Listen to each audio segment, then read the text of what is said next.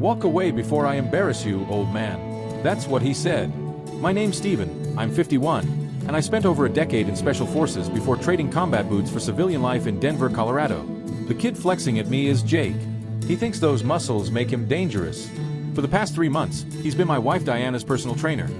Sessions that drag on too long, texts that come at strange hours, attention that no husband can ignore. I stood at the entrance of Power Flex Gym as he strolled toward me, full of swagger, like the whole place was his stage.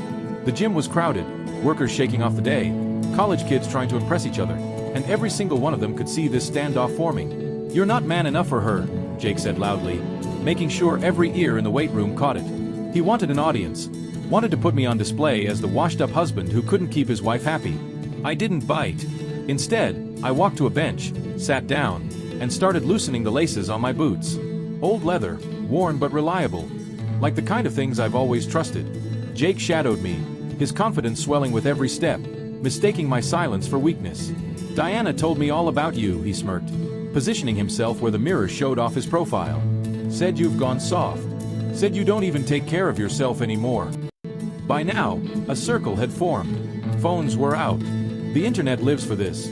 An older man about to get clowned by some ripped trainer. The story practically writes itself. I peeled off my right boot and set it neatly beside me.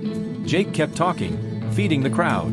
He looked the part, muscles cut from hours of gym time, clean diet, supplements, the whole package. But I knew the difference between looking strong and being strong. "Last chance, old man," he said, cracking his knuckles.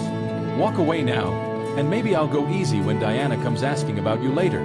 I started on my other boot, slow and steady. The crowd was buzzing, hungry for the clash of youth and age, new blood against old grit. What they didn't understand was that the real fight had already been decided. The moment Jake chose to make this a public spectacle, he'd already lost. When I finally looked up at him, it was the first time I'd met his eyes since I walked in. "You done talking, son?" I thought back. Diana and I met 15 years ago, just after I left the military. She was a bank manager then. Sharp suits, calm under pressure. I fell for her confidence, for the patience she had with people. We married 2 years later, bought a house, talked about kids that never came. But I've always been trained to read patterns, to notice when something shifts. And lately, Diana's patterns had changed. Longer hours at the gym, a different tone in her voice, new clothes that showed more than they used to. I mentioned it once. She brushed it off, said it was just midlife fitness goals. But then Jake slipped into conversations. First as her trainer, then as the guy recommending new workouts, then as the name on late-night texts she claimed were about schedules. I'd seen it before. Different terrain, different stakes, but the same moves. 3 weeks ago, I drove past the gym during her session time. Her car wasn't there. When I asked later, she said she'd switched to mornings. But her gym bag was untouched in the closet, and she came home smelling like perfume, not sweat. That's when I really started paying attention. I caught little signs, her rushing to shower after getting home, her phone always face down at dinner. And yesterday, I saw it for myself, the two of them at a coffee shop, not a gym, not a session. She was laughing, touching his arm in a way wives don't touch trainers. They didn't see me, but I saw enough. Jake probably thought he was the first young guy to turn the head of an older woman. He thought muscles and youth gave him an edge. What he didn't realize was that special forces training isn't just about strength. It's about patience, about precision, about knowing the exact second to strike. I finished tying my boots and stood, Jake still running his mouth for the crowd. He thought he was in control. He thought this was his show. He had no idea how much it was about to cost him. "So, what's it gonna be, old man?" Jake taunted, shoulders squared. "You gonna do something, or just sit there like you do at home?" That hit different. Not because it stung, but because it confirmed what I'd suspected.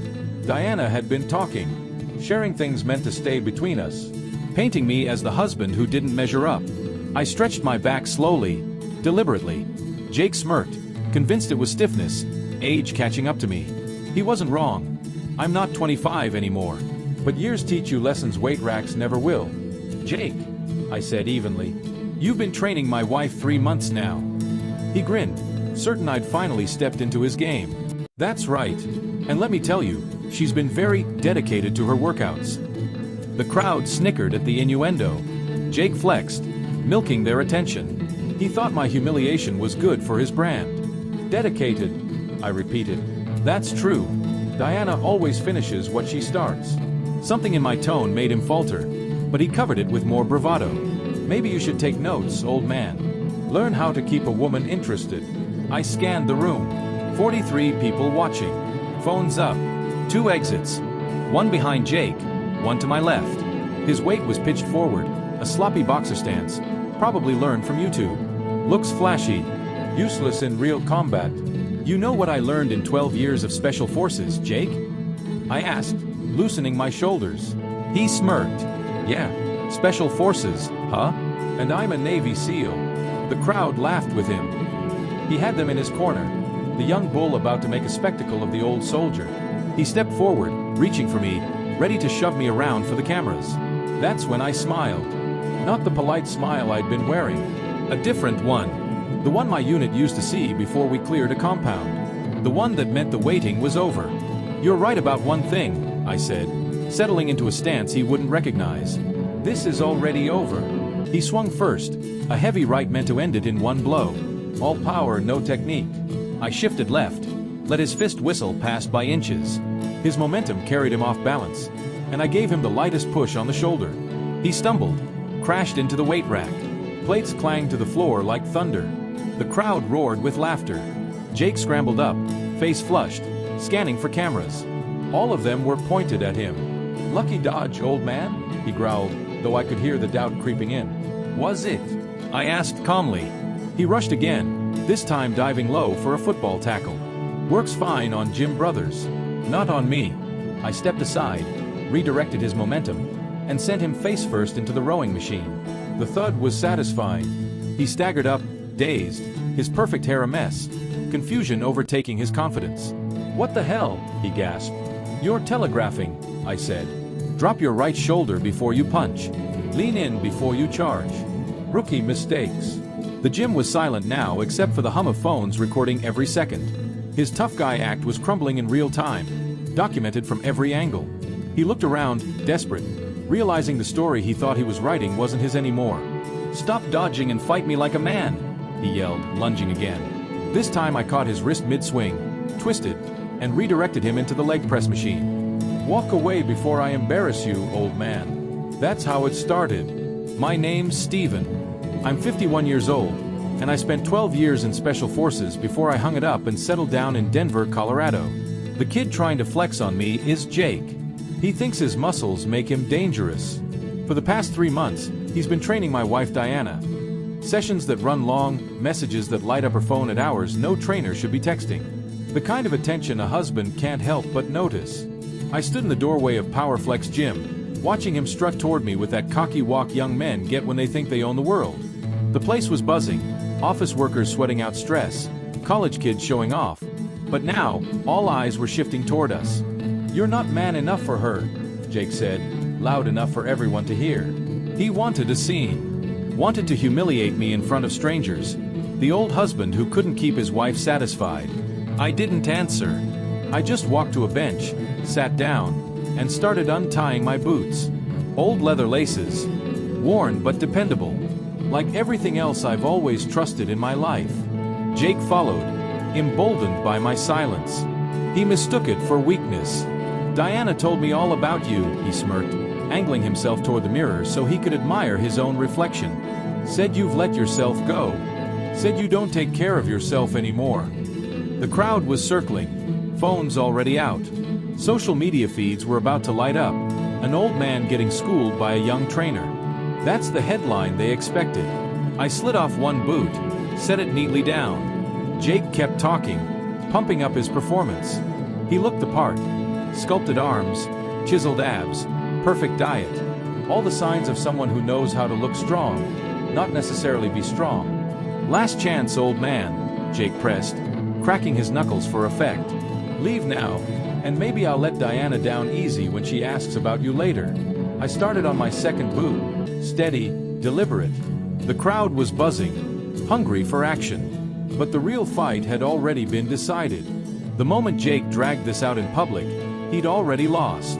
When I finally lifted my eyes, it was the first time I'd looked at him since walking in. You finished talking, son? I remembered when Diana and I met, 15 years ago, just as I was transitioning out of the military.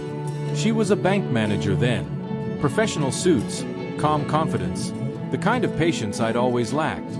We married 2 years later, bought a house, started talking about kids that never came. But the military taught me to notice patterns. And lately, hers had shifted. Longer hours at the gym, new clothes, more revealing, a different tone when she spoke. I'd mentioned it once, gently. She brushed it off, said it was just midlife goals. Then Jake slipped into the picture. First just her trainer. Then, Jake says this workout is better. Then his name lighting up her phone late at night. I'd seen tactics like that before, in other parts of the world. Different circumstances, same idea. Gathering intel. Probing for weaknesses. 3 weeks ago, I drove by the gym during what was supposed to be her session. Her car wasn't there. Later, she said she'd switched to mornings, but her gym bag was untouched in the closet. And she came home smelling like perfume, not sweat. That's when I really started watching. I saw the little tells. Showering immediately after getting home, though she claimed she already showered at the gym. Her phone face down during dinner. Small things but consistent. Yesterday sealed it. I caught them at a coffee shop downtown. Not training, not working out, laughing. Her hand on his arm in a way wives don't touch trainers. They didn't notice me, but I noticed enough. Jake thought he was the first young man to catch an older woman's eye. Thought youth and muscles gave him leverage. What he didn't know was that Special Forces isn't just about endurance. It's about timing, patience, precision. The warning signs had been there for months, and I ignored them. That was on me. But Jake's mistake was bigger. He'd made this public. He'd made it about respect. I finished tying my boots and stood. Jake was still putting on a show for the crowd. He thought this was his moment. He had no idea it was already over. So, what's it gonna be, old man? Jake jeered, puffing out his chest. You gonna do something, or just sit there like you do at home? That line hit different, not because it hurt, but because it confirmed what I suspected. Diana had been talking, sharing details that belonged only between us, painting me as the neglectful husband. I straightened slowly, stretched my back. Jake smirked, thinking it was stiffness, age catching up with me. He was half right. I wasn't 25 anymore. But those years had taught me things he'd never learn under fluorescent gym lights. Jake, I said calmly, you've been training my wife for 3 months. He grinned, certain I'd finally stepped into his game. That's right. And she's been very dedicated. The crowd chuckled at the innuendo. Jake flexed, enjoying himself. Dedicated, I repeated. That's true. Diana always finishes what she starts.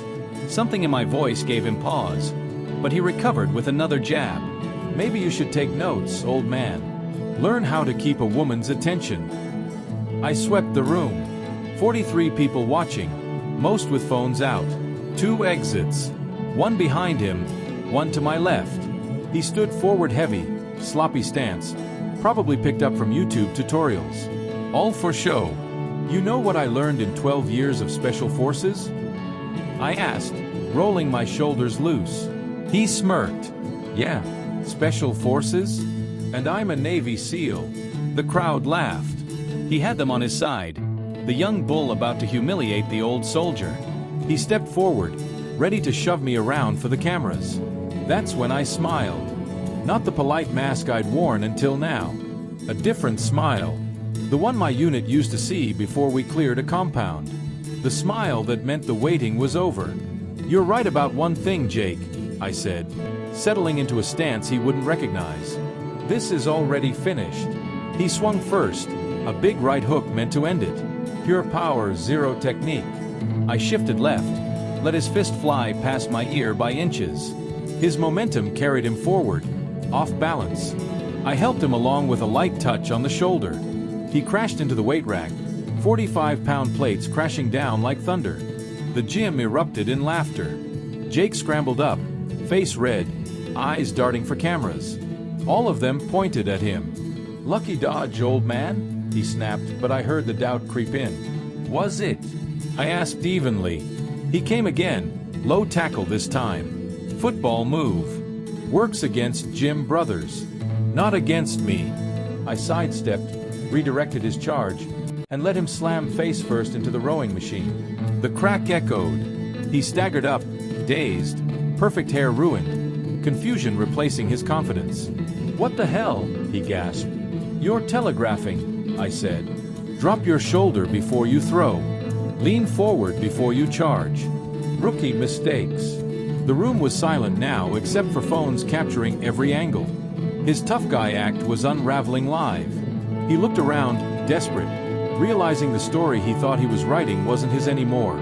"Stop dodging and fight me like a man," he shouted, lunging again. This time, I caught his wrist mid-swing, twisted, redirected his energy, and slammed him into the leg press machine. The impact rattled through the gym. And for the first time, Jake stopped talking.